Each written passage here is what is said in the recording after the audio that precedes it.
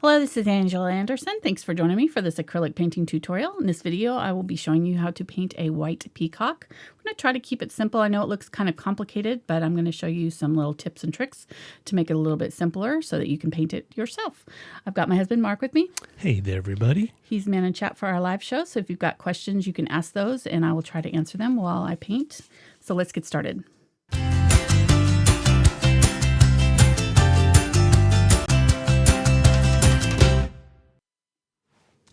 All right, so here's my reference image. I really liked the simplicity of it, and I haven't done a full body peacock before. I have another video that's got the kind of more colorful peacock, and he's sort of maybe cropped like right here. So this one will be kind of fun, a little bit different colors and all. I'm going to be using a 9x12 inch canvas panel. This is the Fredrix Pro Linen. If I can pull this thing out here. Belgian linen canvas board from Fredrix. They're our canvas sponsor, so we thank them for these. They're really awesome, and they're nice hardboard inside, so they're good quality, archival, last forever. Well, maybe, hopefully. Forever in art terms, right? I've got some Princeton brushes here. They're our brush sponsor. We've got a number 10 bright, a number 4 Filbert, and a number 2-aught round in the Princeton Summit 6100 series. And then I've got a few smaller brushes. These are the VelvetTouch line, the 10-aught liner, a 1/4 inch angle shader, and a number 4 round. And then if we need it, I don't know if we'll need this one, but this is a number 1 liner. It's a little bit bigger than this one, a little bit thicker. And then I've got a Bristle fan brush and a Filbert Granier. These are the 10-aught fan and the 1/4 inch Filbert Granier in the select brush line. And these are just for kind of some of our smaller feather details. You just kind of want some sort of rake brush that will allow you to do some, well, it'll just make it a little bit quicker. I mean, you can use a liner brush if you want to, but it'll kind of give us a little shortcut. All right. So you can use either one of these. If you have both of them, I'll probably use this one as a preference. So let's start out with our large flat. This is the number 10 bright. I'm going to get a little bit of water. Are you going to introduce your colors today? Yep. Let's go ahead and go over our colors. We've got Unbleached Titanium, Titanium White. This is a fluid titanium white, so it's thinner, more fluid, easier to create our lines with. If you don't have that, you can just add some water to your heavy body acrylic, maybe a little bit of medium to make it stick better, like a glazing medium or something like that. I've got Quinacridone Magenta, Cadmium Yellow Medium, Yellow Oxide, Phthalo Green Yellow Shade, Phthalo Blue Green Shade, Ultramarine Blue, Burnt Sienna, Burnt Umber, and this is some of that Glazing Liquid that I mentioned. All right, so I'm going to grab some white here. Grab some of my Phthalo Blue, just a little bit of it. You can see how little tiny bit goes a long way. And I'm pulling my colors off onto a clean spot on my palette, just make it easier so they don't kind of muddy up all my colors. Because if I was to try to mix the white into this blue, I have way too much blue over here. So then we'd make a big mess and it'd get into these colors. And this way we can kind of keep these colors fresh and not muddy them while we're painting. So I always kind of pull off just a little bit of paint and find a clean spot on my palette to work in some other colors. So I'm going to kind of work some blue into this corner, and then I'm going to grab some other colors and just kind of work those in as well. So I'm going to grab some phthalo green on the corner, maybe a little bit of burnt sienna. Do that one and try to kind of catch this while it's wet. If you don't, you can go over the top, let this blue dry and go over the top, or work on this other corner and come back to it once it's dry. But you're just going to kind of work quickly. This does not have to be perfect, doesn't have to be exactly like mine. This is kind of one of those backgrounds where you can sort of just do your own thing. You can kind of do it however, whatever colors makes you happy. Just as long as you kind of get this part dark enough for underneath our white feathers is the main thing. These upper corners don't have to be quite as dark, but this middle part should be pretty dark. So I grabbed some ultramarine blue and some burnt umber, make it kind of a gray. But you can see I have all these other colors still in my brush, and I am just letting them sort of mix very haphazardly, leaving lots of fun brush strokes and all kinds of things going on. No, I think I could do that. Yeah, this kind of stuff is really fun. You should come do some, huh? You want to do some? Come and just smear it around. Yeah, go for it. All right, gonna grab some more blue. Maybe a little bit of ultramarine and ultramarine and phthalo blue together this time. Maybe a little bit more of my burnt umber just to gray it out slightly. And then I'm going to grab a little bit more white over here and just sort of mixed that in to lighten it up. I kind of want the corners slightly lighter than the middle part.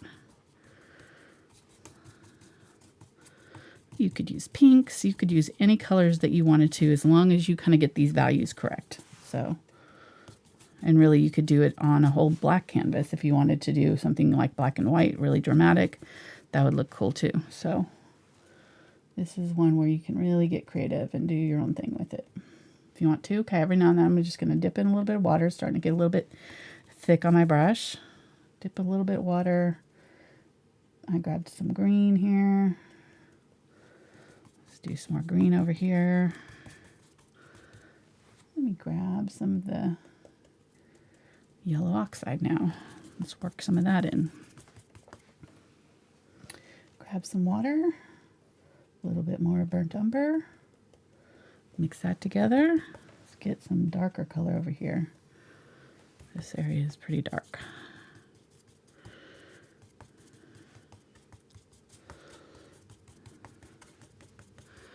Just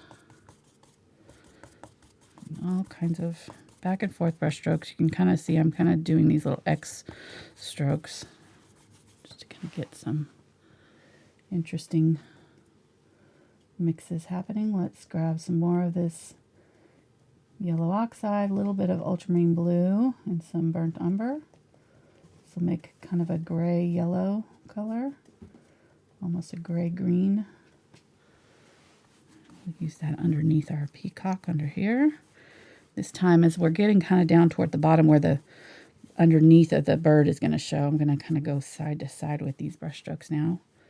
Just going to blend them out a little bit.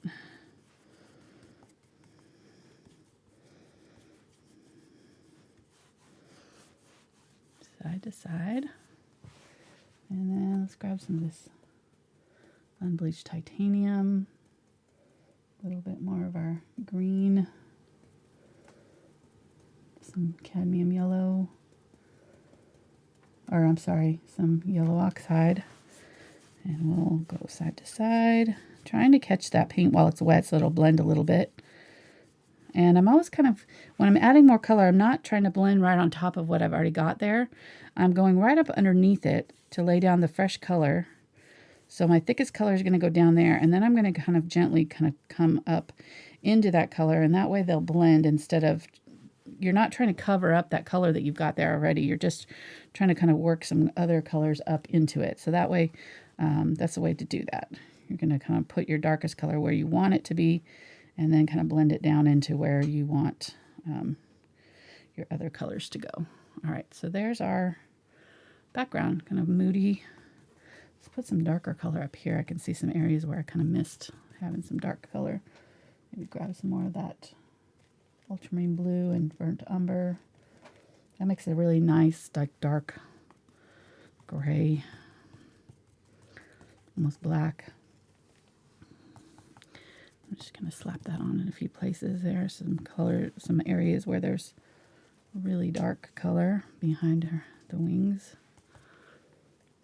The darker we go with this contrast, the better it will be for our wings on top.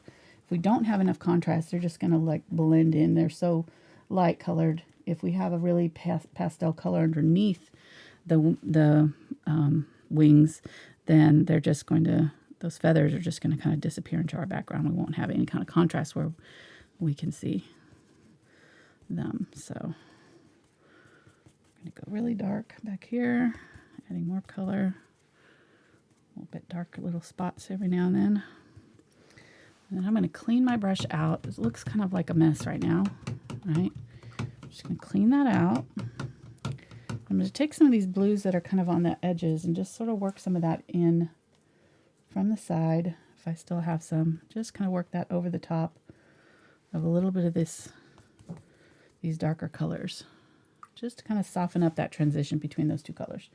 Just a little bit. Most of it's going to be covered up by our wings anyways, but... Or what is that? I guess it's the tail feathers, not really the wing, huh? Yeah, I think it's more tail feathers. Okay, so just kind of softly blending those two colors together. So there's, if any of that shows, it's not going to be like a really obvious switch between one color to another. It's a little bit more subtle. Grab a little bit of that green, yellow green. Add some green over here.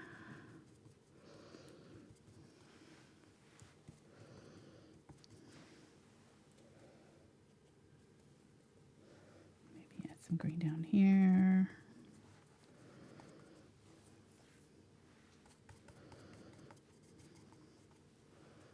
Okay, we got a question. Okay. But the person would like to know, do you know if masking fluid works with acrylics like it does with watercolors?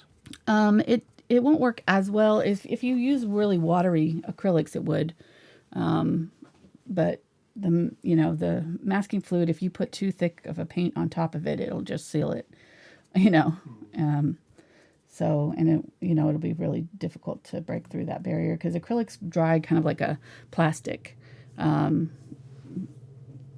Watercolors are a gum arabic, I think, base, and the acrylics are a polymer base, so they're basically a plastic barrier that you're putting on your canvas. So you're going to create a seal over the top of whatever you're, painting on your canvas. So you really need to, if you were to do it, I don't know. I probably wouldn't. I probably would just, unless you use, like I said, really, really watered down paint. Very, very thin. In theory, it should work, but,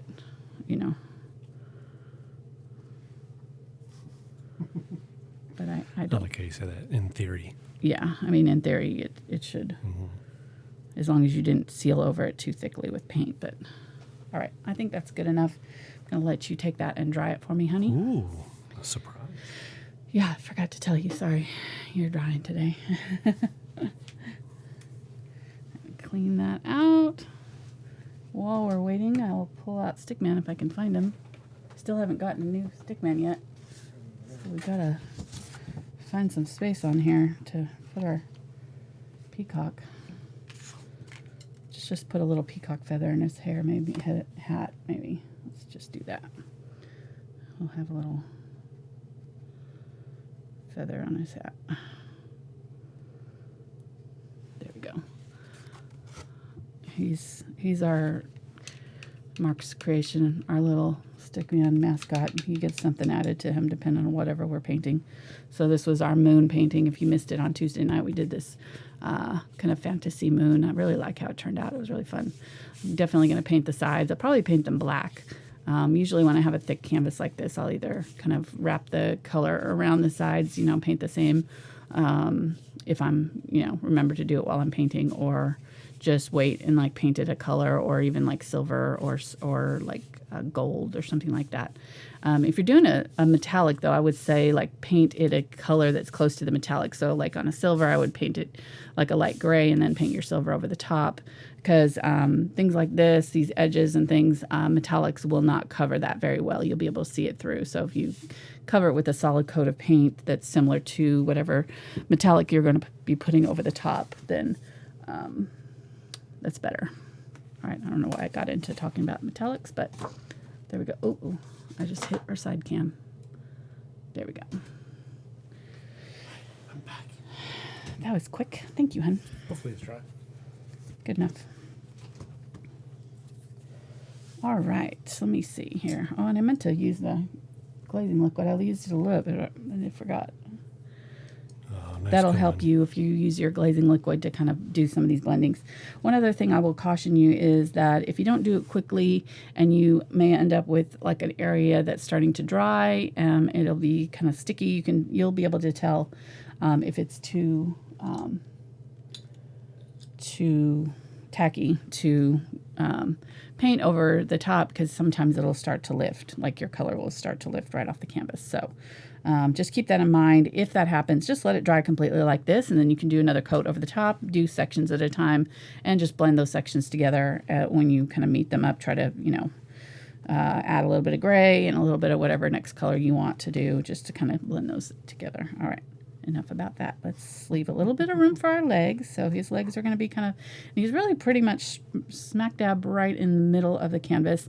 He is, let's see, there's about 3 sections. So 1, 2, this is just below halfway. So if you kind of find the halfway mark here, right, then the head is going to be just below it. Maybe like the top of the part of the head there, I don't know, that little frill that's at the top of the head. Okay. We'll be right there. Sorry, I had to cough. Be right about there. So that's about the halfway mark right there. So come down just a little bit for the little head. And it's really tiny on this. So we're not really seeing a whole lot of detail. I'm just using regular school chalk here, but you can use watercolor pencil. If you do, just kind of go very lightly on this. Or you can draw your drawing out on paper and then transfer it on with some graphite transfer paper. And I have videos about how to do that. The feather drawing video is actually the best one for that if you're interested in learning. Okay, so we've got from the middle to the bottom of the breast, and then from there to there is about the equal distance, and then we've got another 2 lengths. So just kind of measure that. You've got cut that in half here. That's going to be the bottom of the body, and then we're going to have another 2 lengths for the top. The top of the tail is going to come all the way up to there. So, and the bottom of the body is really kind of like a triangle. It's just kind of this big elongated triangle there, and then the 2 legs are coming out from it. This one's kind of farther back than the other one. Is right here, sort of right more in the middle of the body, and then the feet are doing this sort of classic bird feet thing. All right, and one's farther down than the other, so this one's a little bit farther forward, and then the bottom of the feathers are curving down and up at the edges. So down and then up. And then this part is going to be, they're all going to, okay, so then there's let me do this part first. So we did a quarter here, so there's another quarter here, right? So from here to here is going to be the top of this little thingy here. So the feathers back there. So top of the head there's a little crown right here, right? So from there up here, this is where the top of our little inside feathers are going to be. So we're seeing these through the outer feathers. It's like a big egg shape almost. Like that. Okay. And then these feathers are kind of doing this sort of S thing. They come up, out, like a radiating out of it like a starburst. And then as they get to the tips, they're curving just a little bit. So these ones out here, they're going to come straight out, and then they're going to curve up a little bit. All of these are going to kind of curve up just slightly. And these ones are kind of coming up and sort of back. So they're kind of, because they're fanned out, but they're curved too. So we're seeing that curve a little bit. So these are going to come out like this. I'm not going to really draw these too much, but I'm just going to kind of indicate the direction that I want to do these in. So when we get going, we don't kind of get lost. These are going to come out straight out to here, and then they're going to start coming upward.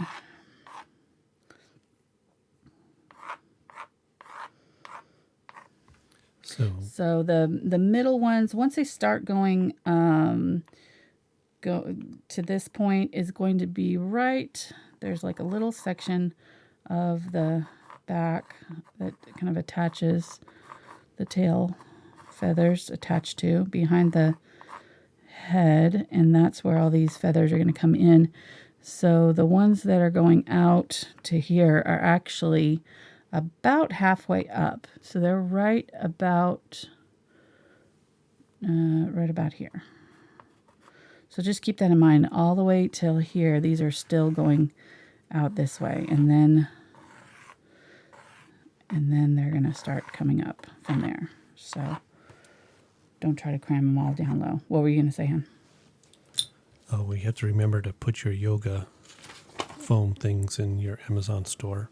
Oh, okay. People are asking about them. Yeah, they're actually working fairly good, I think. Yeah. I like them. And they're not moving around too much, too, because they're foam, so they kind of catching the And we can say we do yoga. texture. Exactly. We'll use it, yoga equipment. You got a yoga channel and a painting channel all in one.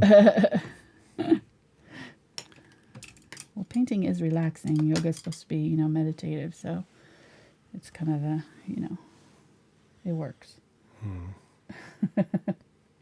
All right, so I'm going to use this Unbleached Titanium, and let me see what color I want to do there.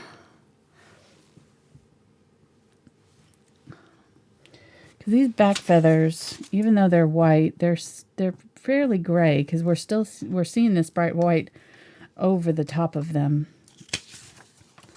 So I may want to grab just a little bit of this gray, that Ultramarine Blue and Burnt Umber mixture, just to kind of gray them out just a little bit. They're not super dark, so I'm just gonna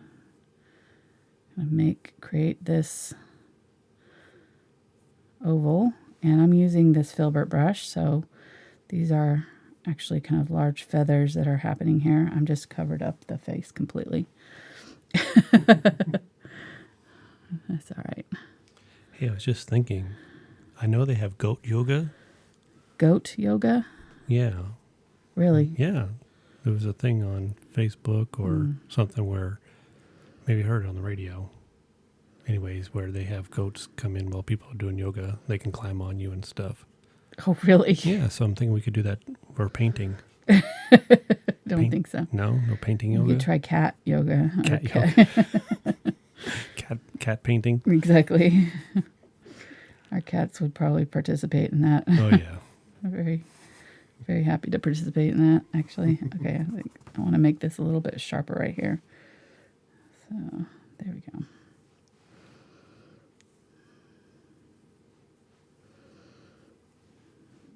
And putting some streaks in this, but it doesn't really have to be perfect. This part is really mainly going to be covered up by the feathers. So I'm going to grab some of the white, and I'm just going to go ahead and just paint this background like as if there's no head involved here, because it's just going to make it easier. Something tragic happened here. The headless peacock. Oh, it's Halloween you're getting ready for. Oh, there you go. Oh, actually, I'm looking here now. This back part of the body doesn't come in until underneath the. Create some more of this gray.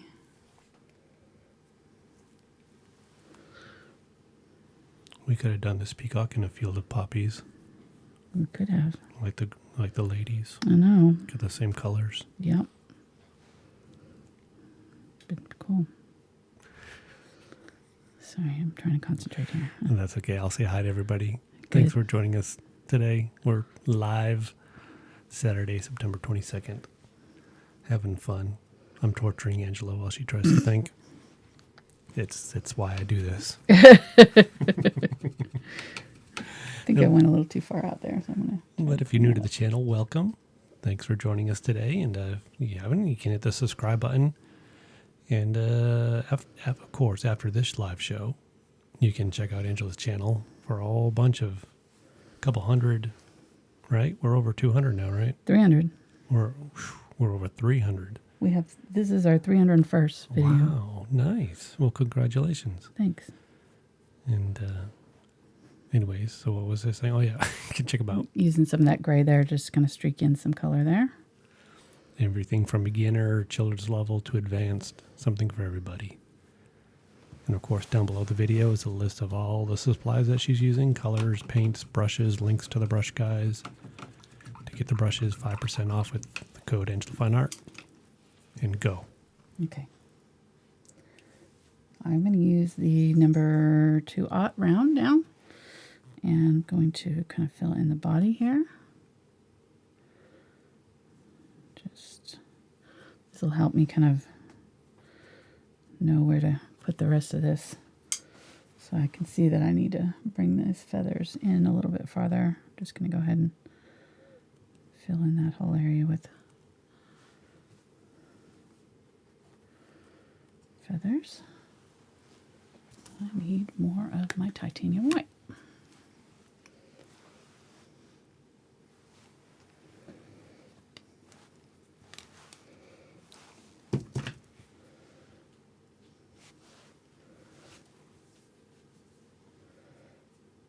I'm going to get a little bit of that unbleached titanium because this is not pure white down here. It's still got a little bit of other colors. Very rarely will you have like pure white.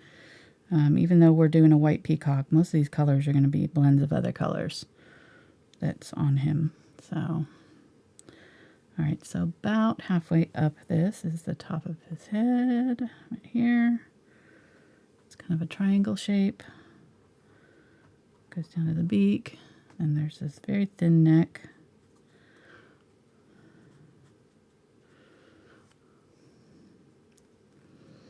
That widens out like that.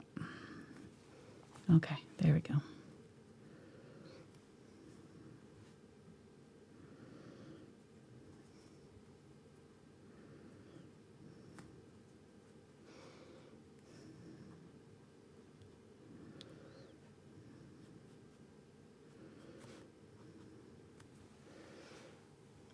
Like that. And then let's use some of the Ultramarine Blue. Grab some of that. Maybe a little bit of the burnt umber. Just make that kind of dark gray, and I'm going to put that under the breast here. Pull up a little bit in that wet paint. Kind of blend it in. And put some underneath the neck. Right on that neck. Just really dark area right there.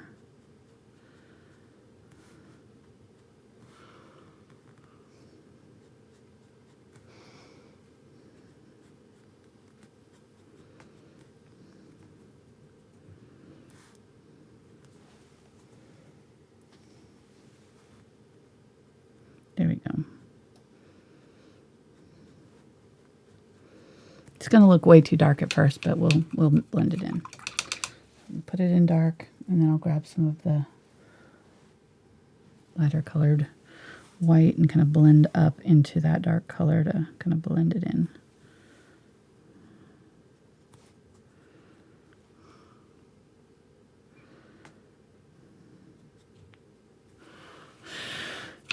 Right. So we got a question. A little bit more white. Yep. Regarding the best paints to buy if you're a beginner new. Okay. I think you have an art chat about that. Or I do. I have several art chats about, paints. It's really kind of a preference on what kind of painting you're going to be doing. If you're going to be doing a lot of decorative painting where you're doing a lot of brush strokes and things, you can just use craft paints. If you're doing this kind of painting that I do, you're going to want to have a little bit thicker paint. So you're probably going to want at least a student body, student quality paint like Fredrix, Basics, not Fredrix, Liquitex Basics, or Amsterdam Standard or something like that. One of those kind of student level brands. And a lot of times those will have like, I'm using white now. I'm going to start doing these feathers over the top, and hopefully I got this dark enough. Back here, we'll see. We'll try. Yeah. So the question was more for what colors? Oh, what colors they should buy? Yeah. Oh, okay. So I am going to use this and do these very small feathers. Those are probably, actually, let me take that off.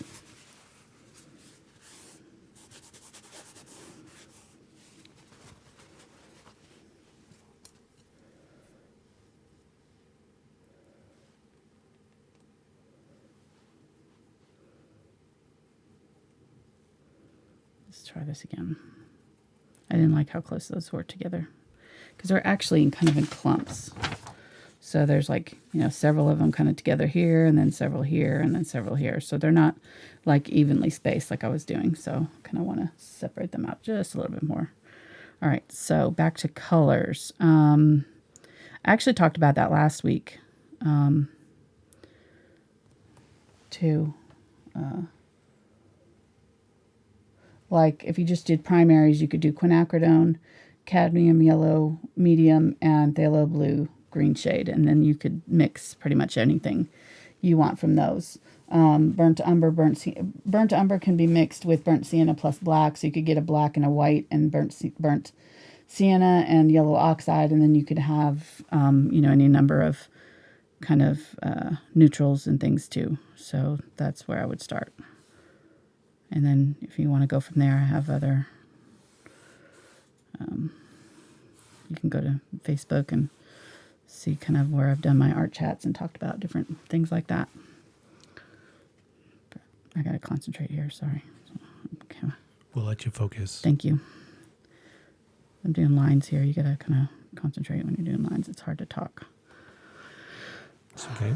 All right, so I'm using an angle brush here, 1/4 inch angle, and I'm going to press it flat. I've got the thinner paint, so it's going to make these lines a lot easier to do. And I'm going to come straight to where I want them to start and just sort of draw those lines out. If you have a liner brush that you're comfortable using, you could do that instead. It's really just kind of whatever works for you. The tips, I'm trying to kind of curve them a little bit. So we get a little bit of that. Whoops. See, that's kind of what it'll do if you don't keep it flat. So you kind of have to keep it straight on that edge. So we might try, let's try the longer script liner here. I'm going to make this make sense because this one kind of crosses over. Whoops. Boy, I am just going all over the place today. There we go. I did not want that crossing over there, but it should cover. We should be able to cover it up.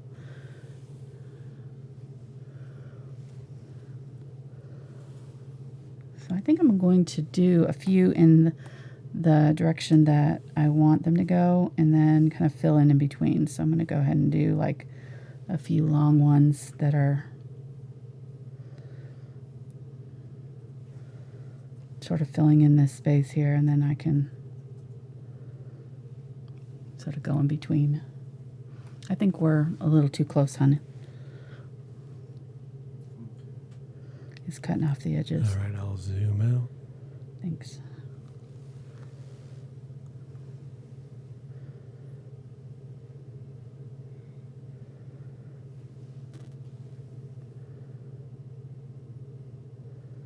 And if you're not seeing these lines in here over the top of that background area, then you don't have the background dark enough. So just test a few of them. They shouldn't be super like obvious, but it should be bright enough to be able to see those over the top. The white should be.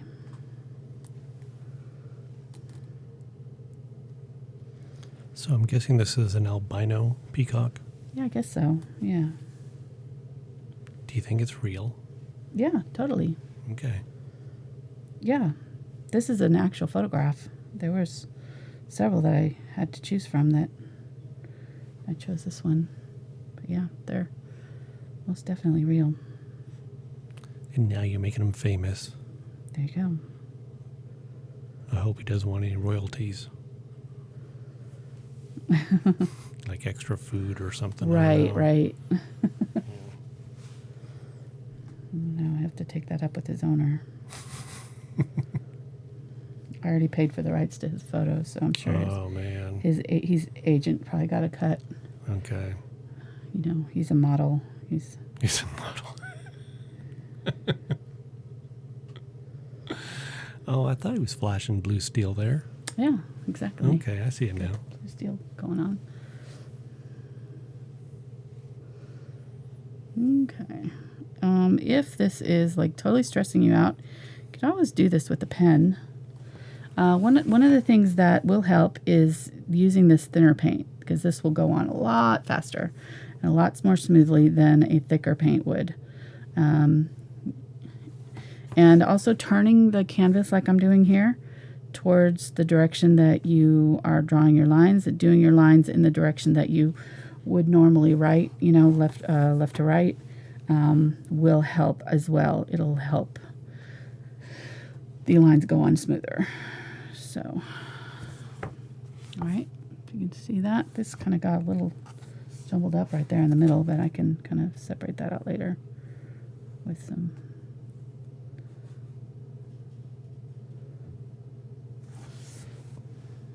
other lines. We're going to be doing other stuff over the top, so it'll kind of obscure some of this as well. So, okay, so let's do this. We're going to do down here this way. All these are going to kind of go this way. These ones are going to go across. Then they're going to start coming out this way and then going up this way. So probably should have done that at first on this other side. Okay.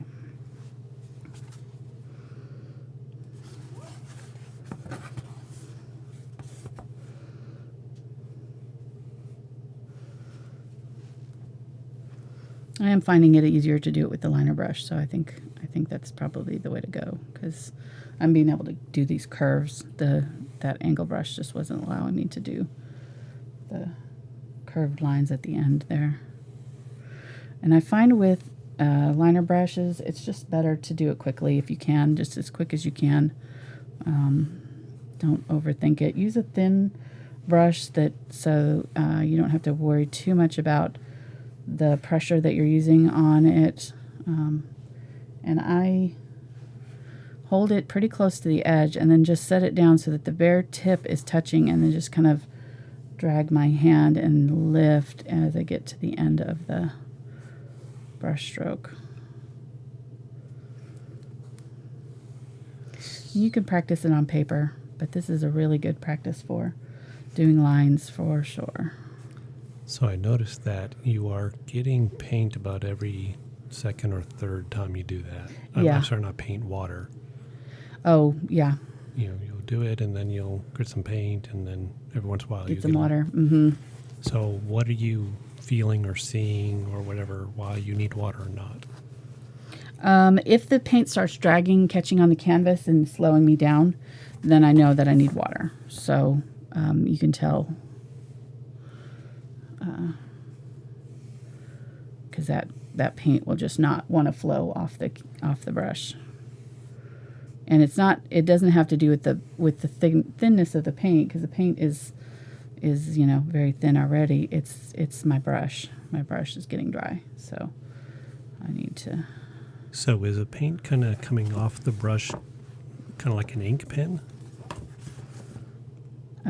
Probably, yeah. That's probably a good analogy. So not only is it dragging it off, but it's like kind of like you said, pulling it off. Right. Okay, I never thought of that. Mm-hmm. Oh, I'm getting points. People like my questions in chat.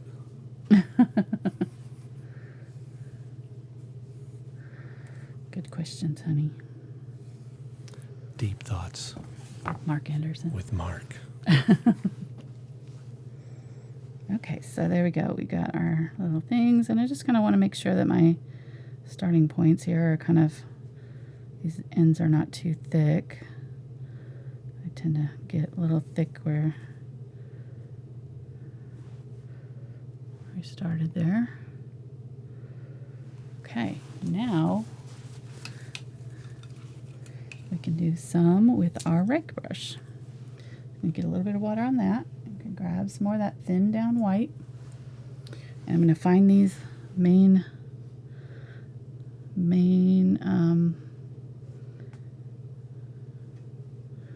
feathers here, and I'm just going to very lightly go back and forth. And I don't have to do this on all of them, but I do want to do it on enough of them that it's filling in all of my empty spaces here between my feathers. So, and I'm angling them on either side out towards the outside edges. So go ahead and zoom in here, honey, really tight, and we'll be able to show what I'm doing here.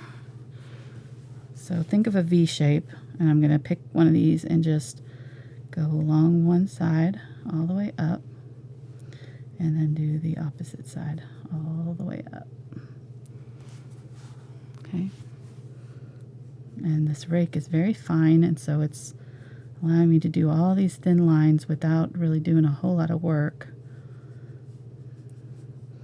Going to crisscross. Sometimes they're going to cross over each other, right? And I'm trying to do it light enough, keep them thin enough so that I'm not completely obscuring, because what can happen is if I do too many of these too quickly, I can end up covering up my background. I'll just have big blobs of white, you know, everywhere.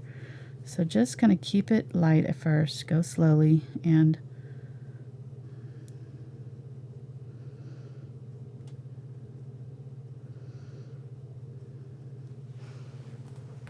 like that. Kind of might have gotten a little too close together there.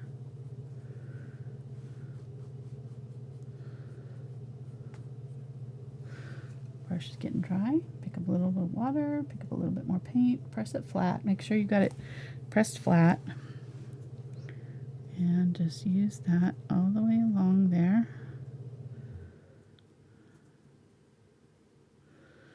Very, very, very lightly touching this down.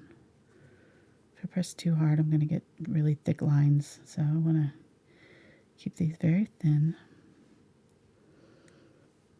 This is where the right brush makes a big difference. So which brush are you using right now? The rake? This is a rake. Okay. Now, if you don't have a rake, we can try it with the fan brush and see what that looks like. Real quick, is a rake the same as a comb? Yes, basically, yes. So here's with the fan brush. So we get the same basic look, right? We turn it over, do the same thing on this side. The key is this thinned out paint and very little paint on my brush so that I'm able to control it where it goes. So there's with the fan brush. I'm going to go back to the rake.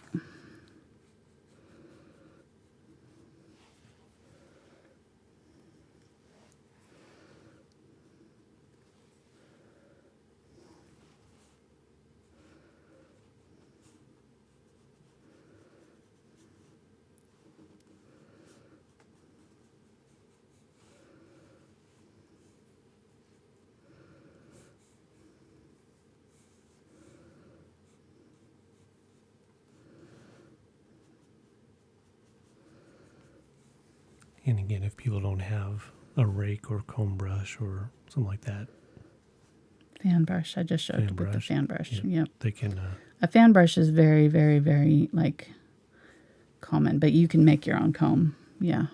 I'm trying to make a sale here. Oh, sorry. Brush Guys. Oh, yeah. Down below. Yes.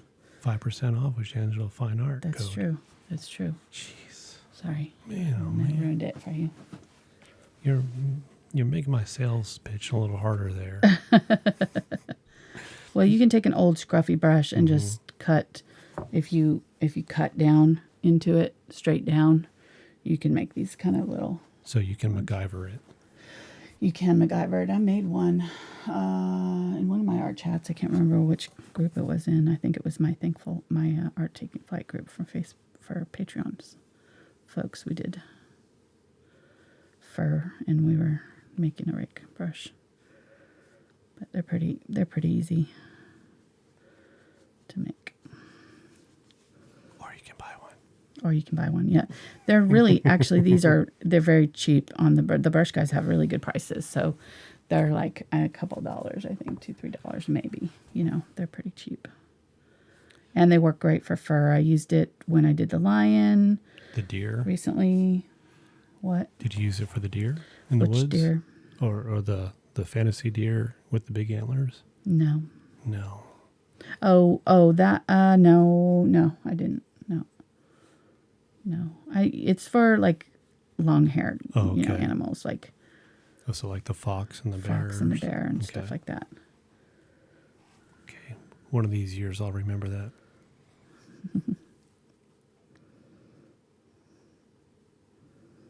Okay, I'm impressed that you knew what it was called. So. Baby steps. It's impressive. Exactly.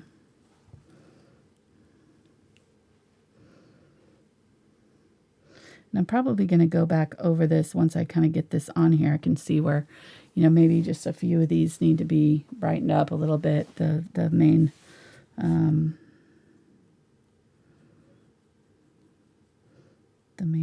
lines of the feathers. I'm trying to think of what that's called, but I can't think of it right now. Is the rake brush part of the quill, maybe? Princeton Select line? This one is, yes. Okay. Yeah, we got questions. Yes, I think it is a quill.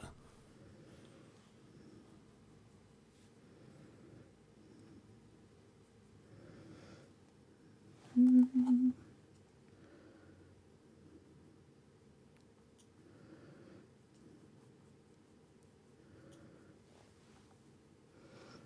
Get some going this direction.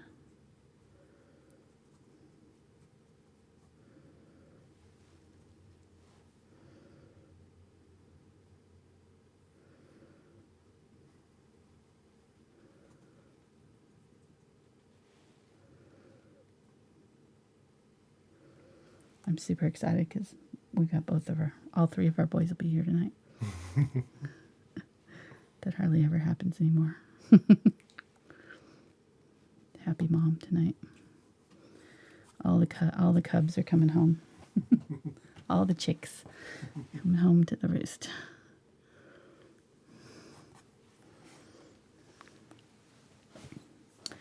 All right. Let's keep on going here. So this takes a little bit of time, but it's worth it just to kind of have this. We're going to glaze over these so they don't have to be, they can be a little bit brighter than you think they need to be, because we are going to glaze over this a little bit to kind of tint the color.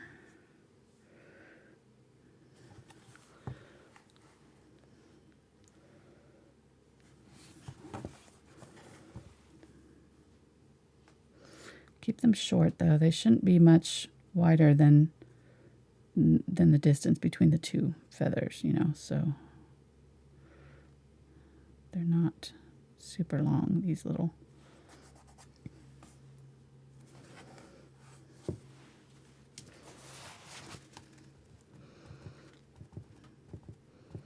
And if you get it too thick, you can kind of tap it off there like I did.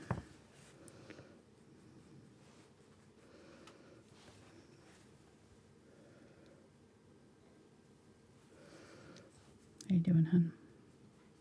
I am doing super. And I'm setting the brush down like on the line and pulling it a diagonal.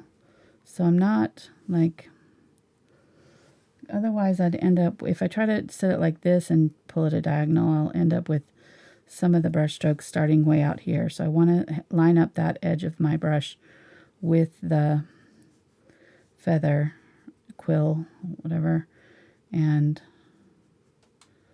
pull out at an angle, and that way we won't have weird stray feathers sticking out in the middle of nowhere, not attached to anything.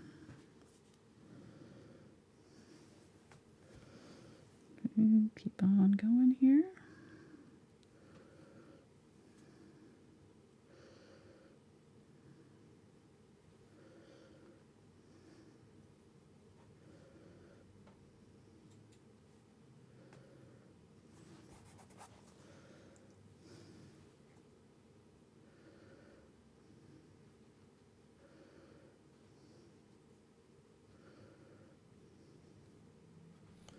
So does that brush have another name? Because I'm checking in the brush guys link. It's a Grainier, Filbert Grainier. Filbert Granier. Mm-hmm.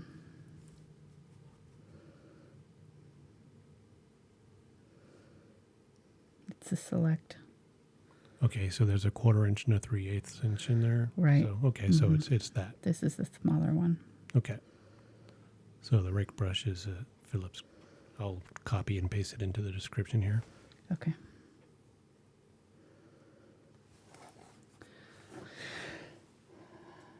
Oh, did I not include it in my brush list? Probably not. Is that what you're saying? You're editing the... No. So just somebody said that it wasn't in the link, and it's not worded as a rake brush. Right, it's called a Grainier.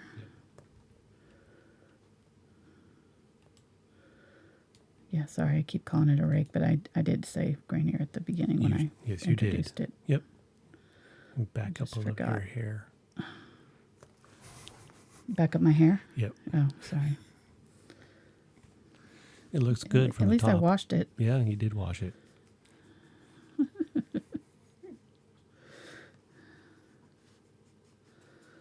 It might look a little bit more combed than normal today. A little more groomed.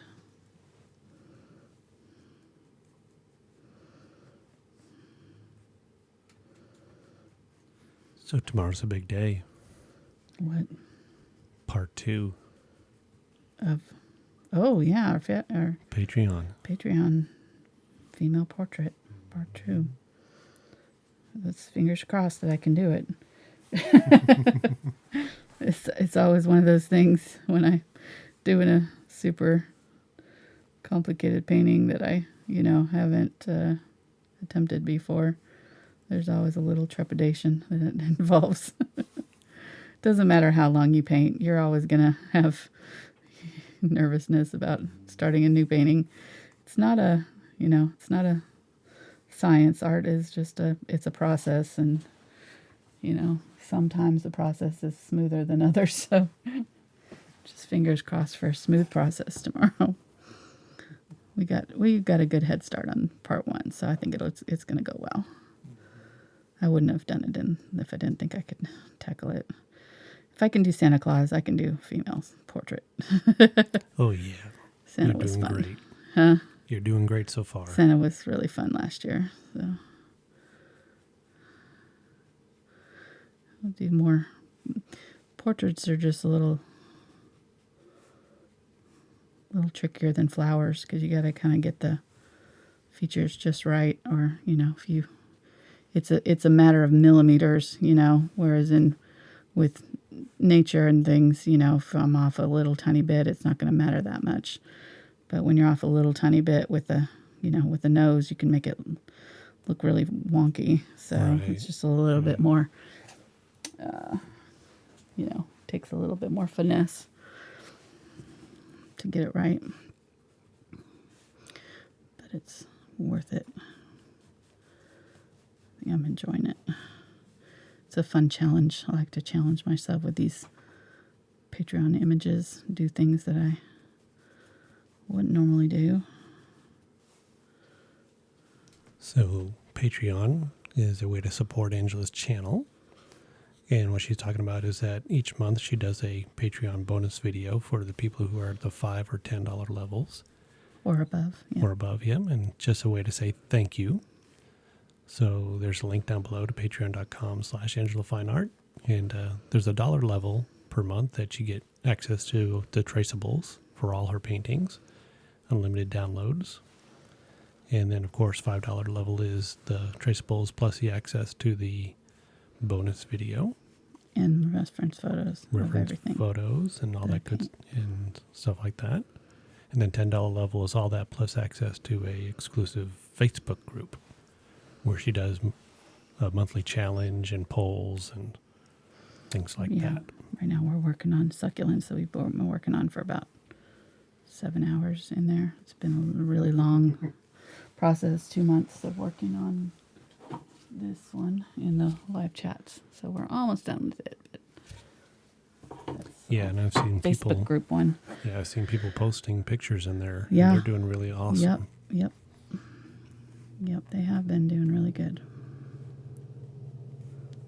So that one's going in my house. Most of these paintings go get hung up in the studio or kind of set out for a little while and then get stored. So we're saving them for a show that I'm going to do next summer here in town. But that painting's going up in the kitchen somewhere or something. Not in the bathroom because no. it's not a seashell. That's true. It can't go in the bathroom. No, I really like it. All right, keep it on going here. Just taking my time. Don't want to go too fast on this because, I'm not, you can see I'm not deliberately, really carefully, painting each one of these, obviously, but, I'm sorry. I am, taking my time so that I don't press down too hard too quickly. And then you kind of will get into a little bit of a rhythm, though, with it as you do these. They'll go a little bit faster for you. So it's already, starting to have that kind of peacock feeling, right? That feathery look just by doing this. Then we're going to do even more detail on them. Do the little detailed feathers that on the colorful peacock have, look like an eye. And these ones there look more like a V shape. They're not quite as detailed with the white peacock, but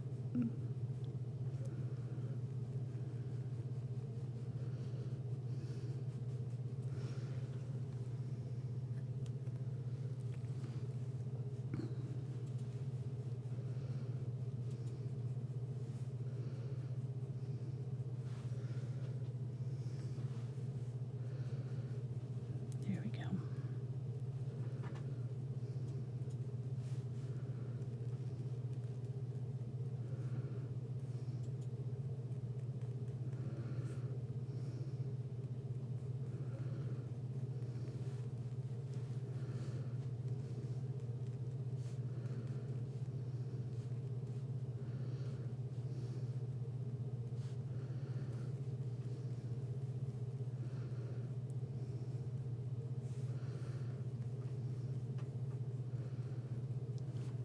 Go, almost done here.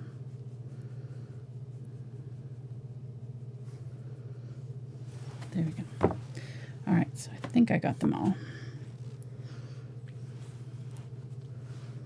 And so now I'm going to grab a little bit thicker paint and I'm going to go along this outer edge and just add a little bit thicker, border. Just a little bit right along here. Do it on both sides. Just kind of scooping, going in this direction here.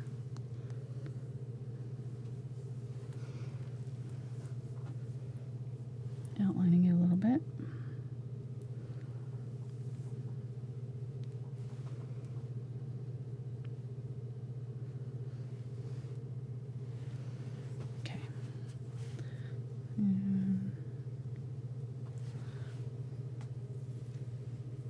See, everybody, Angela's getting into her paint whisperer mode right now. I am. I'm not a liar. Mark called me the paint whisperer this week. That was awesome. It's actually pretty accurate now that you say that. Think about the fact that I do start whispering, so it's actually probably fairly accurate. description of my painting style. It's awesome. That's awesome. Okay. Alrighty. So I'm going to go ahead and work on the body now that we have like the rest of it kind of in there. I'm going to grab the blue and the burnt umber.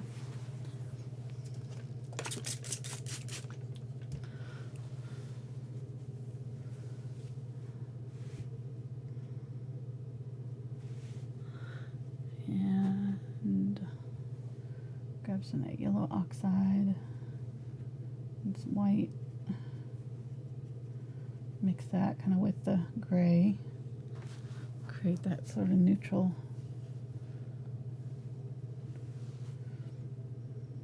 white.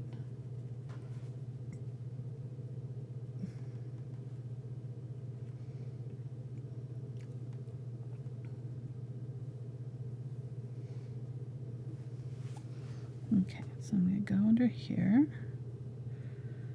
Just make sure that I've got good color there, and then I'm going to grab a little bit of the burnt umber and kind of put in the legs. With that, I'm going to start with this dark color, and then we'll put the highlights on top. So this will help it kind of be visible on top of the background.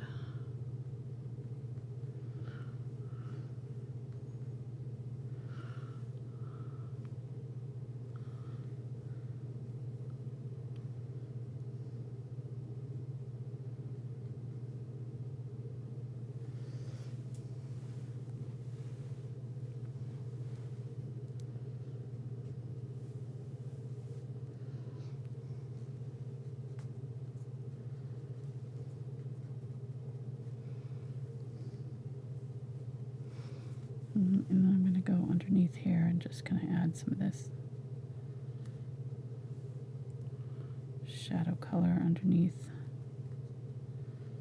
the body. Grab some of that white, blend it in.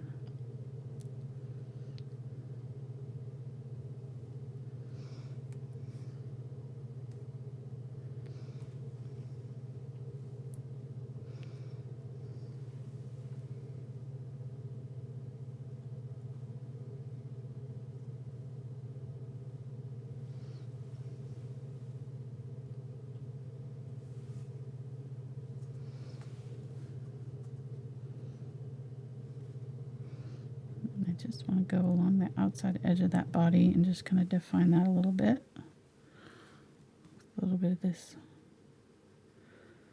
gray brown here.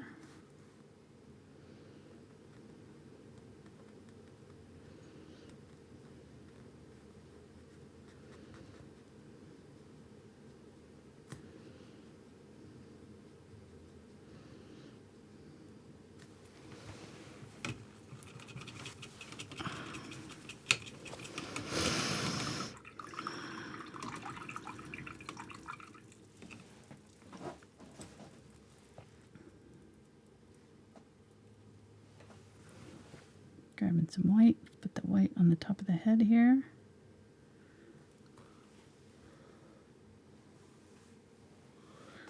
A little bit more white in the body here. Just kind of going over the top of that dark color now to kind of blend it in a little bit.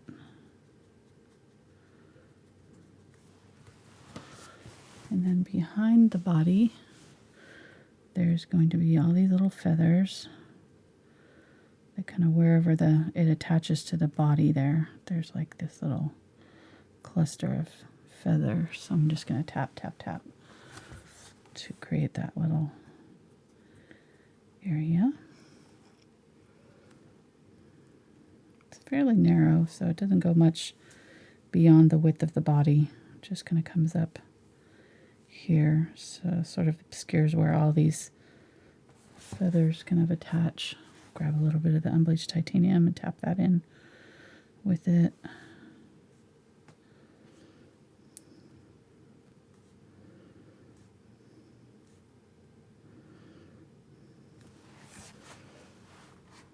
There we go.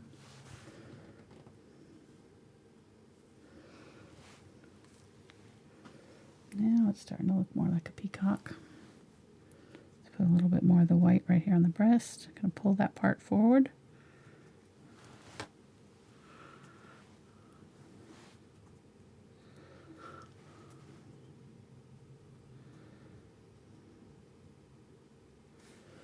And then right up here, there's that little thingy at the top of the head. So I'm going to use the Ultramarine Blue and the burnt umber and some unbleached titanium. And just do that right here. And if it's not showing up, we can use a little bit of the more of the brown. Just kind of use that as a base. Then we can come back in and kind of darken it up here in a minute. Or, you know, lighten it up on top. Yeah, that's better. Much better. So I'm going to kind of shape out that head just a little bit, very, very lightly. And then the beak is going to be right in here.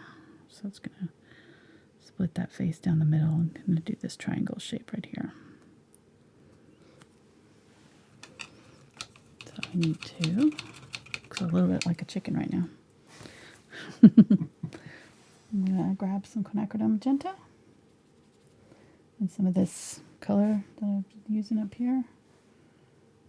Gonna make a light pink, add a little bit of burnt sienna to it to tone it down a little bit.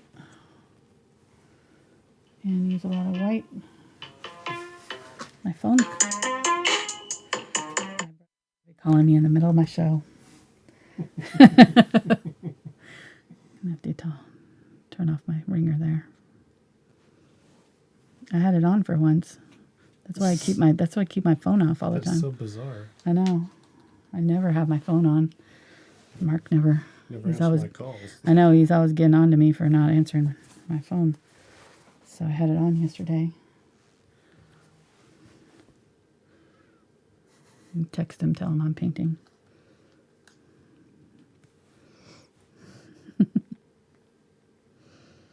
All right, I'm going to use this color on the feet as well.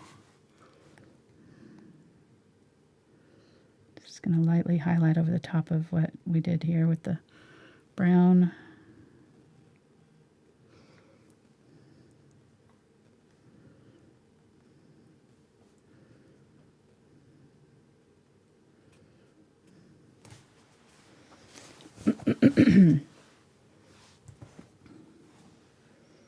Grab some white.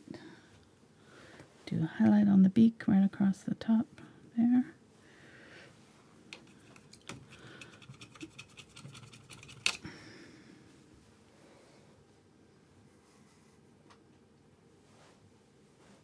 Ultramarine blue and brown.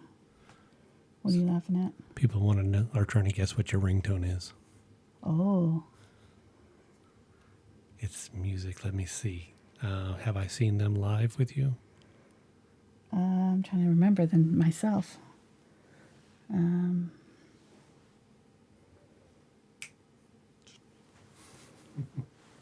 don't know.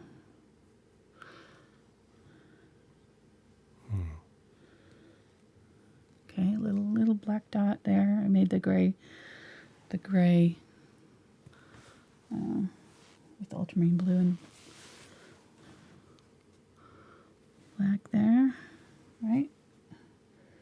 Use a little bit of that with a little bit, just slightly lightened, but I want to outline that beak just a little bit. And kind of put a little bit of shadow right at the top of it. Right there. He does look a little bit like a chicken right now.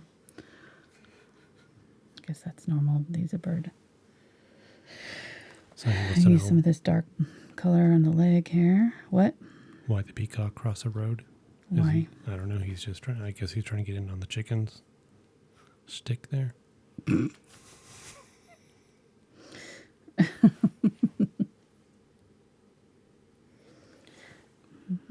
Oh no, we haven't seen them in. I know it is. It's glass animals.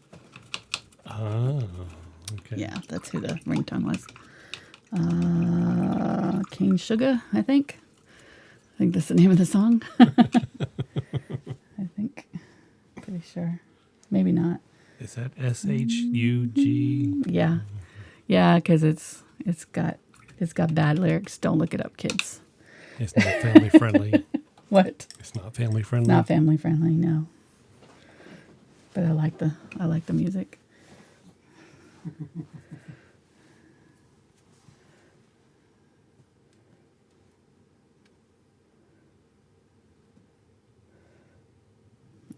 Okay, grabbing some white here. All right, so we kind of just defined the beak a little bit. I don't know, zoom way in, hon, so they can see what I did there, because it's still pretty hard to tell. Okay. So we just kind of did a little bit of an eye there. The little bit more of the eye was showing here. The face is turned a little bit towards this side, and there's like a little V shape at the top of the beak that goes, just right between the two eyes all the way up. And then like another V shape right here, the top of the head where the top of this kind of crown hits. So I'm just going to put a little indication of that up here. We grab some of the Unbleached Titanium and do that with it. And since the beak's coming straight towards us, we're just seeing kind of a V shape. We're not seeing, much more than that. And I'm going to just kind of make sure I have the sides kind of... I think I made this neck a little bit longer than it needed to be, but that's all right. It's not... He's kind of stretched out a little bit. Grab a little bit more of that gray and just kind of pull up in the middle. There's kind of like a little cleft. Not cleft, but, a little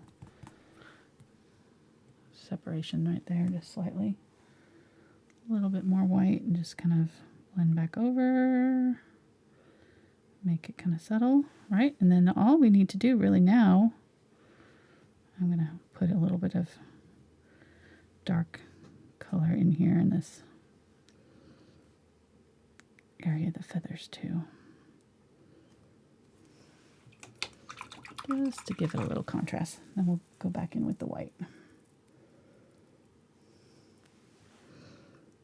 And these are kind of very small little feathers, so that it kind of overlaps. So they kind of do almost like a mermaid's tail, They kind of do this. So really tight overlapping, so we can just kind of tap in here and get that look there. All right, now I'm going to take I guess we'll try with this brush. We might need to switch to a different brush, but we'll see how this does. And I'm going to do these V-shaped feathers. And I've got the thicker white this time because I want them to go in nice and dark. So this way they'll kind of show up a little bit better.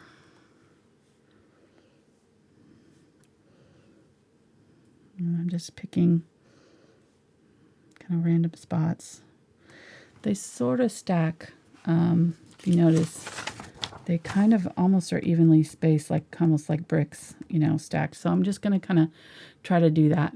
Try to polka dot them in where they're stacked, sort of evenly separated. If I can find good spots for that.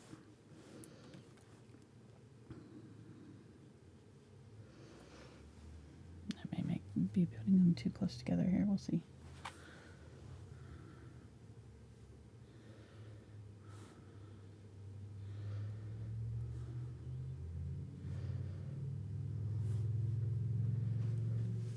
So I think our streaming issues are much better today. Good. So you think it was the updated drivers that you needed to get worked out on the computer? Yeah. Good. Good job, honey. Yeah, we had the repair guy come here because I was upset. Because, we're not getting near the speeds that we're paying for. And then the guy comes in and plugs in. No, you were there. Was I? Okay. He plugs directly into the modem, and he's like, no, yeah, you're getting those speeds. It's just your computer stinks. Mm-hmm. It's like, oh.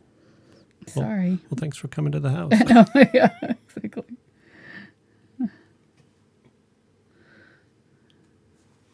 So could you use some kind of a pen for this, like a Posca pen or some kind of an acrylic pen? It probably would be a little bit heavy-handed. Like I would say, won't have that kind of wispy look that we've got here with the pen. It just, it's just in general, pens are going to have a little bit of a heavier feeling, so it won't be exactly the same. But yeah, you could for sure. I'm not 100% happy with it. Let's try it with, well, no, I can't. I'll keep on going.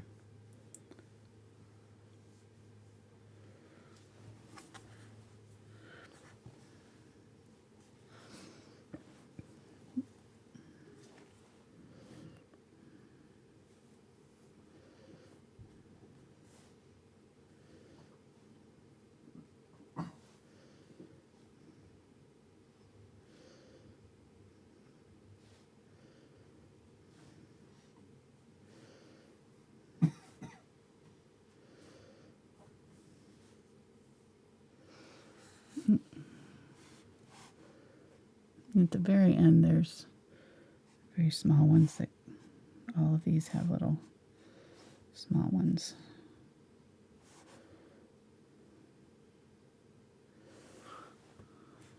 Okay.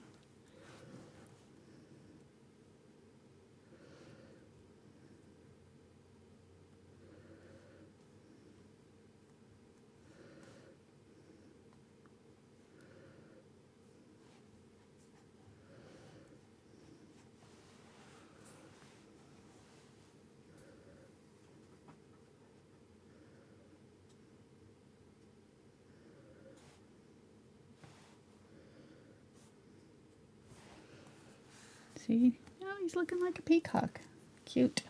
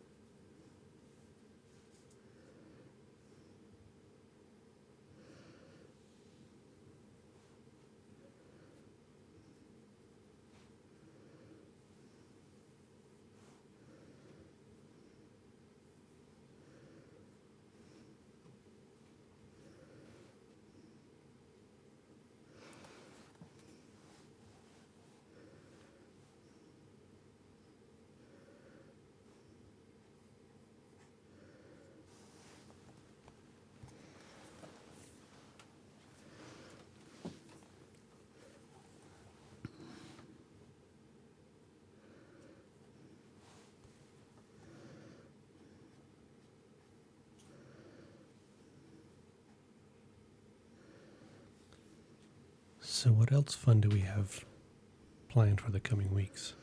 We've got some fall stuff coming up. We've got a pumpkin coming up in a couple weeks, I think. Today's our first day of fall, actually. Is it? Well, good. Yeah. We next weekend or next Tuesday. Look at the thing and tell me. Yeah, I'm going there right now. So you're live right now, Right. painting a white peacock. That's what YouTube's telling me. Right. And then on the 25th, you're doing a easy autumn forest landscape. Yes. That one, I need to poll people. Maybe during the live show, we'll find out if people want, what kind of animal they might want to see on that, if they want an animal at all. Because I thought maybe it might be kind of cool to do it sort of like a companion piece to the one we did last fall that had the deer silhouette. So maybe do like a fox or something like that with it. It doesn't have it in the, in the reference photo. There's no animal, but Right. I thought it's going to be in that same style. I'm going to do it kind of in that sort of misty forest style that I did last year with the red accents on the trees. And this time it's yellow accents on the trees. So I thought it'd be kind of a cool, like, companion piece, similar but different. So I'm recommending a liger. A liger. Okay. Yeah, Well, right it's now, going to be in those are those. silhouette, so it's going to be hard to tell that it's a liger. Oh, okay. I'm not sure exactly what the silhouette would look, how it would look different from a regular tiger or lion. Jeez. All right. I'm just saying. And then Just trying to be practical. next Saturday, we're doing the autumn floral pumpkin bouquet. Yes, that one would be fun. So again, I'm you gonna use this brush here. you What? can check out. I'm just saying, after the show, you can go to Angela's channel. You can see she's got these posted. What you can see what's coming up over the next couple weeks, because then we're doing a dolphin. Yeah, it's not really autumn Sunset. themed, but I just thought it'd be kind of fun. I don't know. Yeah, Just and then a because. magnolia. Yes, the Magnolias.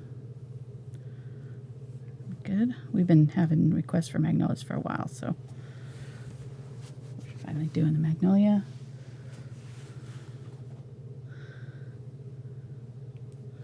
I'm going through here with the liner brush and just kind of brightening up some of these lines while I'm at it.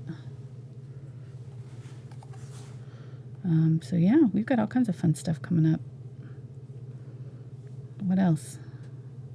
Oh, and then I just added one that I'm really excited about. It's like a country barn with wildflowers.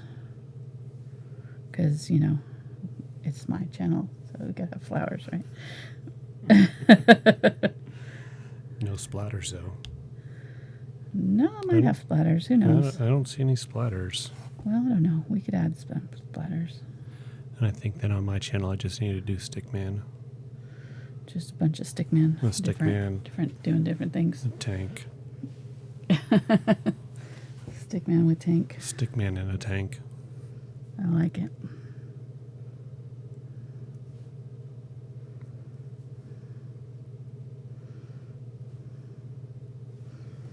Okay, there we go.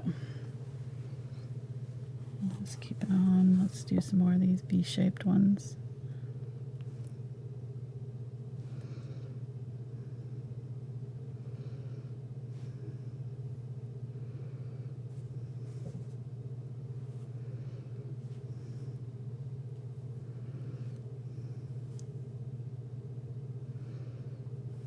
So which white are you using? This is just titanium white. You want me to sing that song for you? I am titanium. No? I don't think we can afford to pay the royalties on that. I think they would pay us for me to not sing it. Really? To not sing it? Yeah.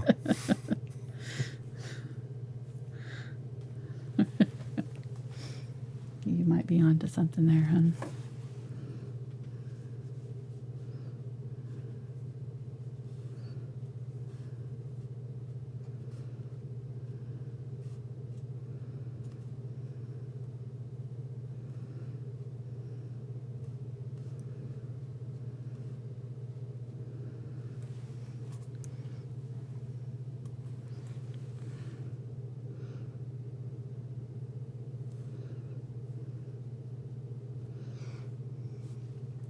They get a little closer together when they're at the very end here, I'm seeing.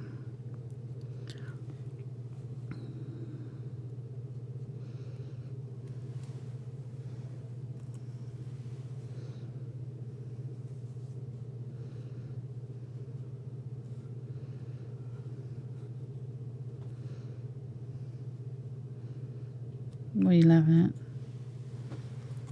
Somebody said, wow, you could hear a pin drop. I'm thinking carefully. My singing was so awesome. I'm going slowly here on this part. I don't know. Well, that's okay. I'm just taking my time here. Get it right. I feel like I was kind of being a little sloppy on that side, so. You know what they say, if you're going to do it right. That's true.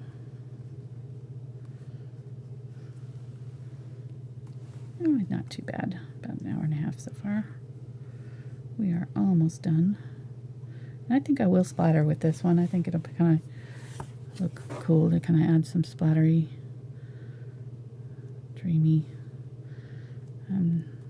Maybe do a little bit more with the background underneath the bird's feet here. I feel like it's a little bit plain. Which brush are you using to do all these details with? I've switched to the smaller liner brush now. This is the 10-aught liner.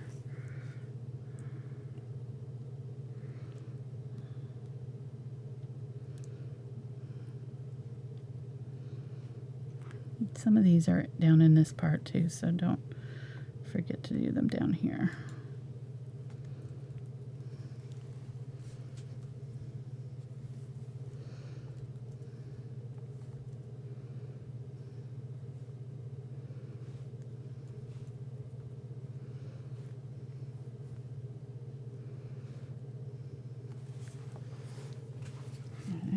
Let's do a bigger brush here. I feel like that's taking too long.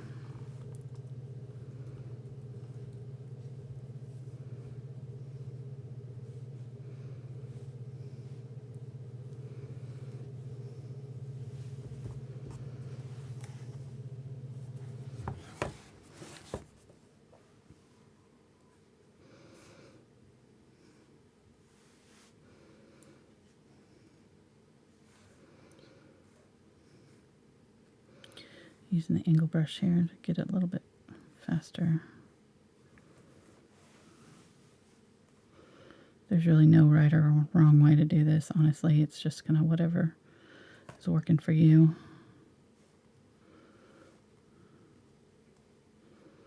This is probably way too big.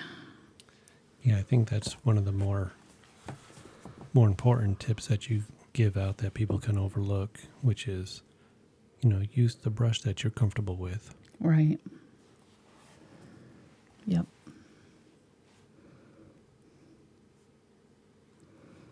Yeah, there's no perfect, solution. And really, all of painting is just a process of trial and error, learning, practicing. So, just because...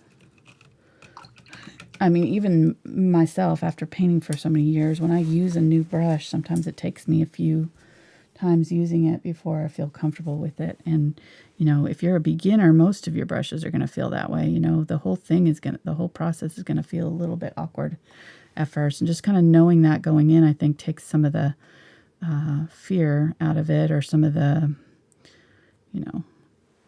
I hear so many people saying I can't paint because I'm no good at it.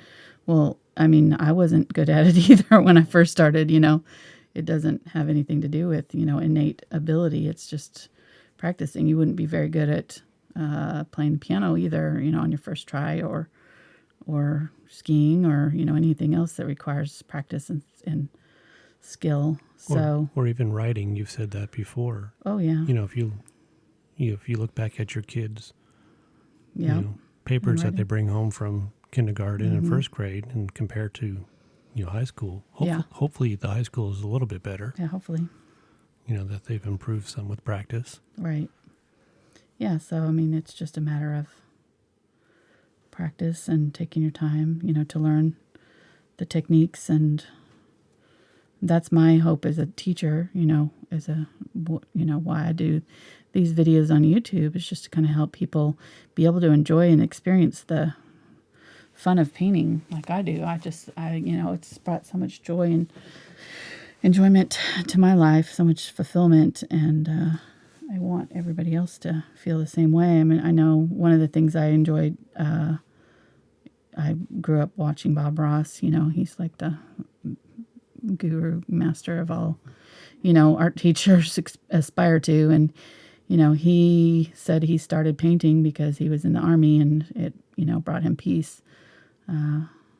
Or not Army, Air Force. He was in the military for 20-something years, and he started painting there to kind of help de-stress, and it's a super, it takes your mind off of your circumstances. It's in a way that really not a whole lot else can do. Maybe if you are into music or, something like that. I know, like, I listen to music for that sort of thing too, but it can really, and watching somebody paint, just watching me paint, or watching, another artist paint, also puts your brain in the same, that same kind of Zen mode or whatever, that same peaceful feeling that you can get just by painting it yourself. Your brain doesn't know the difference between, this is what I've heard. Now, this is a study that I read, that your brain doesn't know the difference between watching somebody paint and painting yourself, so even just the fact of watching someone paint, we get a lot of comments about how peaceful people find it, how they fall asleep to watching us paint, which I think is hilarious, because I'm like, I don't know if that's a compliment or not, but it is, in a way, if you think about it, because it is a relaxing pursuit. It's a relaxing, thing to do. And it makes sense that you would, become relaxed just even just by watching somebody else do it, you know. So all that to say, if you're new to this and it's not as easy as you had hoped for, I would say pick some projects that are maybe below your skill level, or lower than, maybe not something that you want to end up doing. You may want to start with something super complicated, but you might have less frustration if you start on a project that's not, super long. If it's taken me an hour, it'll probably take a beginner 3 or 4 hours to do. So if you think about that and say, okay, so a 3-hour painting of mine might take somebody who's new or learning, 5 or more hours to do. So you can kind of look at my videos and see just from the length of them, which projects are probably going to be better for a beginner. Probably the shorter ones, the ones that are a little bit less complicated, are going to be much better for, learning some of the basic skills, getting some practice in, and gaining confidence and being comfortable with your materials and things. So I would just encourage you to not try. Don't go for the diamond ski slope on your first try. If you're new to it, you're going to start with Mozart or Beethoven. You're going to start with chopsticks. So it's the same kind of concept with painting. Let yourself be a beginner for a little while. Let yourself kind of start easy, start slow, build up to, don't stay there, obviously, but, slowly build up to more difficult paintings. So first of all, people in chat who've been painting with you for a while are just laughing hysterically. Why? At 3 hours. What? They're more like 12 hours or 3 days. Oh. So for a 1 hour painting? So yeah. Oh, that's funny. Okay, so maybe I'm off a little bit. and then somebody would like to know, what is your one video that you would recommend for a beginner? For a beginner? The lavender painting. Oh, yes. Is a really good one. Mm-hmm. I've got the herbs, the one that's the Q-tip painting where they're hanging upside down. The flowers are hanging upside down. Those are nice because they don't require fancy brushes too. So a lot of my beginner paintings don't have a lot of complicated brushes that you need, which is nice. So you can kind of try it out without having to invest a lot of money. Okay. Okay. People want to see your sleeve right now. They don't believe that it's not covered in white paint. No, it's fine. So, this isn't one. And I use this shirt a lot. I don't know why it doesn't have paint on it See, she's a true paint whisperer. She told the paint to behave, and it respects her. I didn't end up using my cadmium yellow medium there. Sorry, guys. Use a little bit of this quinacridone with my unbleached titanium here. I still need to put a little detail on these feet. So I'm just going to kind of tap it in so that it's not like super detailed.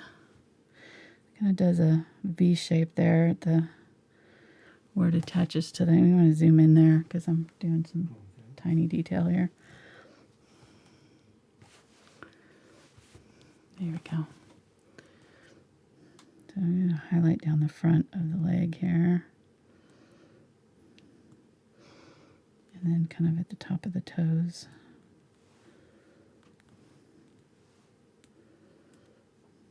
Like that.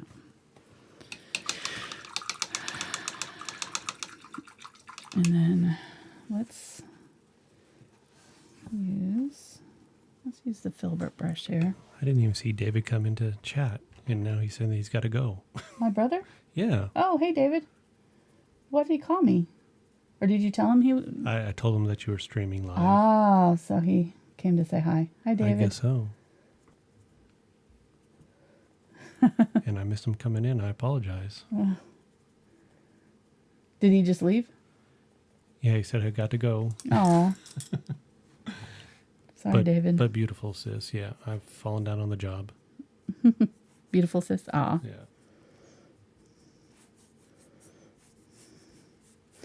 David's a talented musician. You can zoom out now, hon.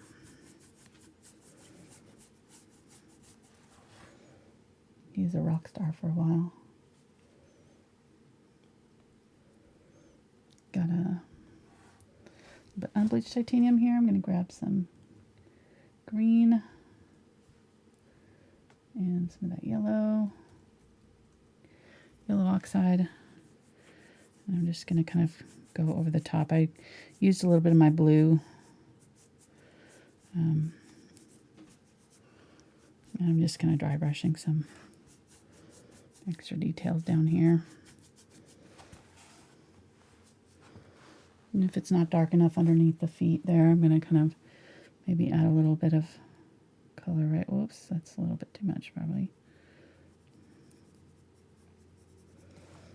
Let me go over the top of the toes so much. There we go.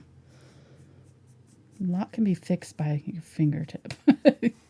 Just kind of blending it in with your finger.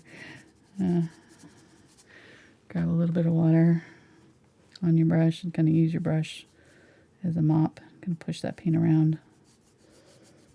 There we go. I'm letting the feathers up here dry. So I'm just kind of fiddling right now with this stuff down here till I can get those completely dry.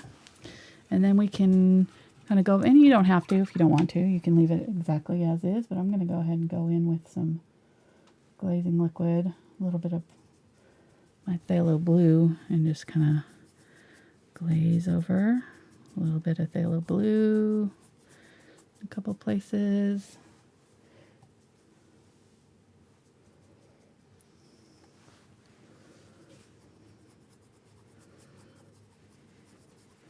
This just kind of makes it a little bit more kind of dreamy looking. I don't know.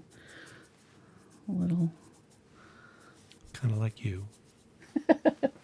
Aw, thanks, honey. Mm-hmm. It's one of the perks of working here. What? Get to sit here and stare at you. It's not creepy at all. No, not at all. You're distracted, so you don't really notice. I'm using white here along this top edge and just kind of glazing a little bit and kind of going over the top of some of these edges to kind of blend them into the background. And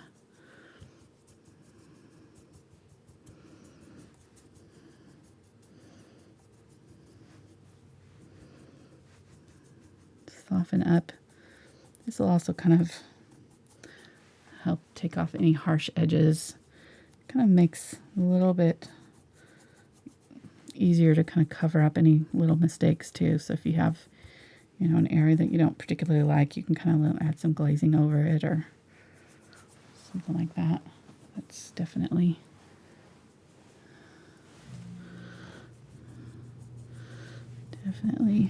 adding to this. I think I like it a lot.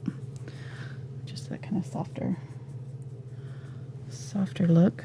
Grab a little bit more of the white. A little bit more white up here. If you have zinc white, you could use zinc white too, because zinc white's transparent, so it'll give you even more subtle looks. Yeah, I like that a lot.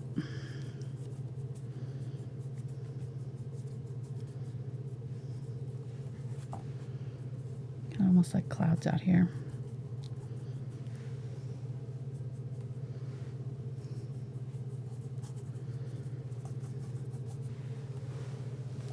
Go. Let's do some splatteries just because. Yes! Woo! Splatters. It's okay, hon. Oh, good thing my mic was off there.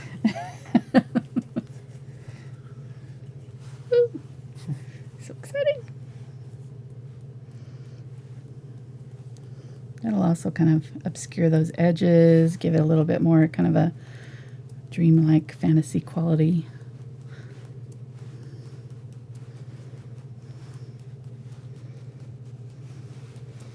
And it kind of adds a little painterly quality too to me. I just really like splatters, so that's You can leave it out if you don't like it. You just want to water down your paint so that you're getting good, so the paint will come off your brush in these little spots. If you have too much water, they'll come off like really thick. So just test it on on the side before you take it to your canvas. But it should be about the consistency of milk. And then I just kind of tap it off my fan brush. You could use a toothbrush too if you have one. I find the fan brush gives a little bit bigger dots than a toothbrush, so if you wanted a little bit more subtle, you could use a toothbrush for that. All right, I think we are done. What do you think, hon? I'm gonna sign it. We got some super chats. Awesome.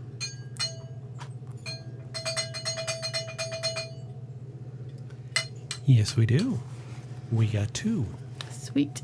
2 super chats. The first one was from Darlene. She'd been away for a while. I think she's one who said she was doing her master's degree. She's back. Oh, wow.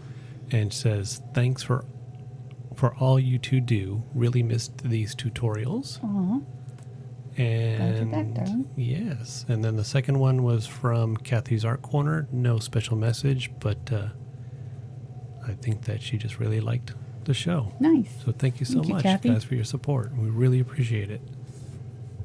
And I got to turn on the disco lights. I know. Mark's happy now. The power was out earlier this week, and Yeah. the power comes back on. The disco lights just come on automatically. So I came into the studio later that night, and there's just all lit up. It was hilarious. It's like the studio was having a party without us. Exactly. It's like, oh, you caught us. What are the brushes doing out here? I just added some of that yellow, cadmium yellow with some phthalo green here, just to add a little bit of that in a couple of spots. I think it's pretty. Okay, that's good. I'm done. I'll stop now. There we go. Yeah, let's go and zoom in there. You can kind of see what the colors kind of did in there. And you can, like I said, you can totally leave those colors out if you don't want to add anything extra to it. There's our little chicken. I think somebody said it's a peahen. A peahen. Oh, okay. Mm-hmm. Well, there you go. A white peahen. So maybe it's related to the chicken then after all. Okay, well, Makes a sense. peacock is a male and the peahen is a female. Oh. Do the peahens have the feathers like that? I don't know. Okay. I'm just saying what they said, so I okay. believe anything on the internet. You know me. It's true. All right, guys. We'll see you on Tuesday night for what are we doing? The forest. The forest one. The forest painting, Yep. and then next Saturday for the pumpkins. The So pumpkins. it's our fall week. Yep. And we'll see the Patreon Jump into people fall. tomorrow. Yep, and we'll be doing the portrait tomorrow. So if you are looking for that link, it's all on my Patreon page already, and I sent it out to the $5 folks in an email. All right, thanks, guys. We'll see you next time. Bye.